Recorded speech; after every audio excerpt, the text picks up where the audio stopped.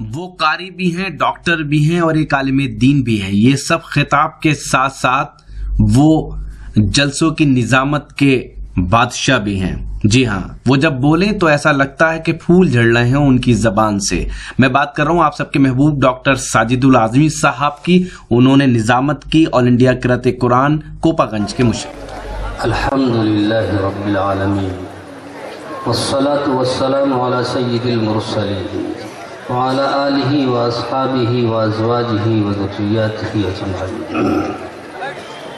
اعوذ باللہ من الشیطان الرجیم، بسم اللہ الرحمن الرحیم۔ الذین آتیناہم الکتاب یتلونہ حق تلاوتہ، ہم نے جس کی کتاب دی ہے وہ اس کی تلاوت کرتے ہیں جیسا کہ اس کی تلاوت کا حق ہے۔ ایک دم اللہ نے وحی کا آغاز اقرأ بسم ربک الذی خلق سے فرمایا۔ نہ تو عبادت کی بات آئی، نہ طاعت کی بات آئی، نہ منہیات کی بات آئی، بلکہ آغاز اچانک وہاں سے ہوا، اقرأ بسم ربک الذی خلق، پڑھیے اپنے رب کے نام سے جس نے آپ کو پیدا کیا۔ اور پھر انسان کو اس کی حیثیت اور اس کا مقام بتانے کے لیے اللہ رب العزت نے فرمایا کہ انسان تو دیکھ کہ میں نے پیدا تمہیں کیسے کیا ہے۔ خلق الانسان من علق، میں نے بس کا گوشت سے، خون سے تجھ کو پیدا کیا۔ تو معلوم ہوا کہ ایک انقلاب آنے والا ہے، ایک آخری نبی اور یہ آخری امت ایک انقلابی امت ہے جہاں پہ علم اور تعلم کا میدان ہوگا۔ اسی پیغام کو دینے کے لیے کہ یہ امت علم اور تعلیم سے آراستہ ہوگی اور تعلیم کے ذریعے سے اپنے مقام و مرتبے کو پہچانے گی اور اپنے خالق کائنات کو، اپنے خالق و مالک کو پہچانے گی۔ تو یہ تو فرقان حمید قرآن مجید جو اللہ نے نازل کیا، اس کو کیسے پڑھنا چاہیے، اس مجلس کا آغاز یہاں اس مجلس میں ایسے قرائے اعظام تشریف فرما ہے تاکہ قرآن پڑھنے کا سلیقہ معلوم ہو جائے، اسلوب اور لہجہ معلوم ہو جائے کہ قرآن کو کیسے پڑھا جاتا ہے۔ یہ قرآن تو دستور حیات بھی ہے، ضابطۂ حیات بھی ہے، منشور حیات بھی ہے، بلکہ آب حیات ہے۔ یہاں انسانوں کو زندگی ملتی ہے۔ اسی لیے قرآن جو ہے مومن کو زندگی سے اور کفر کو موت سے تعبیر کرتا ہے، ایمان کو نور سے اور کفر کو تاریکی سے تعبیر کرتا ہے۔ اومن کان میتا فاحییناہ، کیا وہ مردہ نہیں تھا کہ ہم نے اس کو زندہ کیا؟ اور پھر وہ کہاں چلتا ہے؟ پھر وہ ایک روشنی لے کر کے چلتا ہے، یمشی بہ فی الناس، کہ اس روشنی کو لے کر کے لوگوں کے درمیان چلتا ہے۔ اس روشنی سے وہ خود بھی فائدہ اٹھاتا ہے، دوسرے لوگ بھی فائدہ اٹھاتے ہیں۔ تو حضرات، یہ قرآن جس میں آپ کے حالات ملیں گے، آپ کے حالات ملیں گے، سارے انسانوں کے حالات قرآن میں ملیں گے۔ اب سوال یہ ہے کہ کہاں ملیں گے، کیسے ملیں گے؟ میں اپنی طرف سے نہیں کہہ رہا ہوں، قرآن خود کہہ رہا ہے، فیہ ذکرکم افلا تعقلون، اس میں تمہارا ذکر ہے۔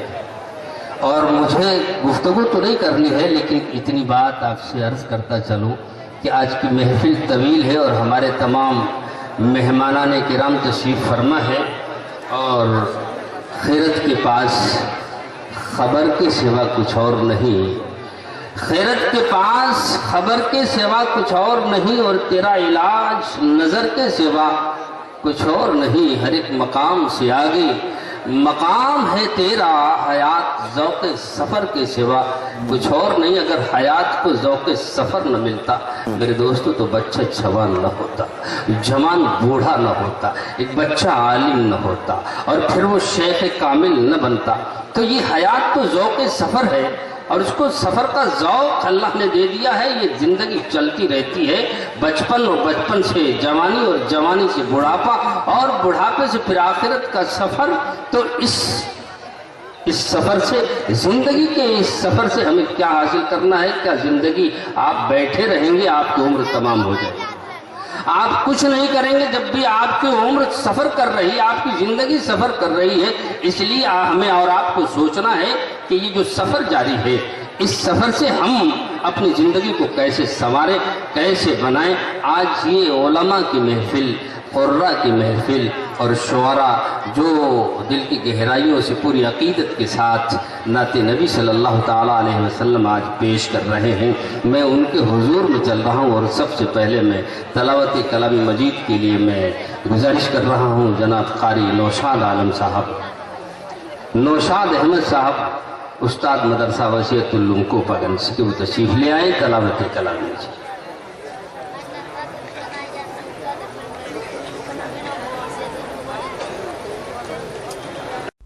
مئو کے کوپا گنج میں ہوئے شاندار قرأت اور نعتیہ مشاعرے میں اپنی نظامت کے جلوے دکھائے ہندوستان کے مشہور اور معروف ناظم جلسہ جناب ڈاکٹر ساجد الاعظمی صاحب نے. اس پروگرام کے کنوینر رہے جناب عبدالغفار مرزا صاحب نے کوپا گنج میں ہوئے اس پروگرام میں قاری اور شعراء کو کوپا گنج لانے میں اپنا اہم رول ادا کیا. اس پروگرام کے مہمان اعزازی رہے کوپا گنج کے چیئرمین جناب ہلال احمد انصاری صاحب. انہوں نے اس پروگرام کو اپنا بھرپور تعاون دیا. ہم شکریہ ادا کرتے ہیں جناب شمس الاسلام صاحب کے، جن کو کوپا گنج میں سنگٹھن کہا جاتا ہے. ہم شکریہ ادا کرتے ہیں جناب نثار احمد صاحب کے، جن کا تعلق کوپا گنج سے ہے. ہم شکر گزار ہیں جناب ریاض الاسلام صاحب کے، جن کا تعلق کوپا گنج سے. ہم شکریہ ادا کرتے ہیں جناب محمد خالد اعظمی صاحب کا. ہم شکر گزار ہیں جناب ثاقب صاحب کا، جو چیئرمین جناب ہلال احمد انصاری صاحب کوپا گنج کے صاحبزادے ہیں. ہم شکریہ ادا کرتے ہیں جناب محمد سالم صاحب کا، جو جناب عبدالغفار مرزا صاحب کے صاحبزادے ہیں. ان سبھی حضرات کا کوپا گنج میں ہوئے شاندار آل انڈیا قرأت قرآن اور نعتیہ مشاعرے کو آرگنائز کرنے اور کامیاب بنانے میں نمایاں کردار رہا. تو یہ تھا ایک شاندار آل انڈیا قرأت قرآن اور آل انڈیا نعتیہ مشاعرہ جو ہم نے آپ کو سنوایا کوپا گنج سے. امید کرتا ہوں یہ آپ کو اچھا لگا ہوگا. اگر آپ دینی جلسے دیکھنا چاہتے ہیں جو ہماری ٹیم نے اب تک کور کیے ہیں تو وزٹ کیجئے. ہمارا یوٹیوب چینل کا ایڈریس ہے www.youtube.com/user/islami-express. اگر آپ مشاعرے دیکھنا چاہتے ہیں، جی ہاں، تو پھر ہماری ویب سائٹ آپ کے لیے حاضر ہے. پتہ ہے www.mushairalive.com. جی ہاں، www.mushairalive.com پر آپ لیٹسٹ مشاعرے دیکھ سکتے ہیں. اگر آپ یوٹیوب پہ مشاعرے دیکھنا چاہتے ہیں تو پھر وزٹ کیجئے www.youtube.com/user/RockyTalkMedia. اگر آپ فیس بک پر ہیں تو ہمیں فالو کر سکتے ہیں. پتہ ہے www.facebook.com/mahfil.mushaira. اگر آپ چاہتے ہیں کہ آپ کے شہر کے مشاعرے، آپ کے شہر کے کلچرل پروگرام ہیں وہ پوری دنیا میں انٹرنیٹ کے حوالے سے ہمارے ذریعے پہنچے، تو پھر کانٹیکٹ کیجئے ہماری ٹیم سے. ہمارا موبائل نمبر ہے 09997640286. موبائل نمبر پھر سے آپ کو بتاتا ہوں 09997640286. پھر کسی شہر سے کسی اور مشاعرے یا کسی اور خاص پروگرام کو آپ تک پہنچائیں گے. کیمرہ پرسن عظیم خان کے ساتھ شفیق خان، راکی ٹاک کے لیے.